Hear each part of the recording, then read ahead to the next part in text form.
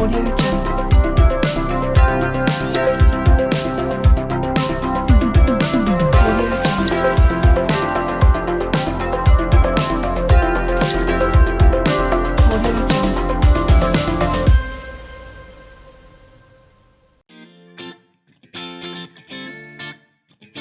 I'm Robot Electrician.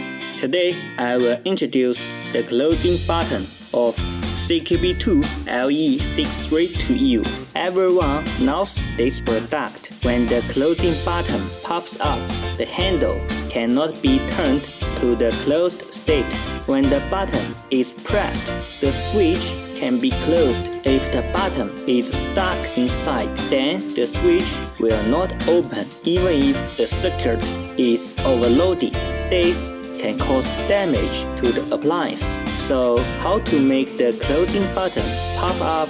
Today, I'm going to teach you. The method is simple. Just flip the switch to the closed state. Toes from top to bottom. When the internal contacts are opened by gravity, the lever will push the button up. The button is now in the pop-up state. Have you learned it?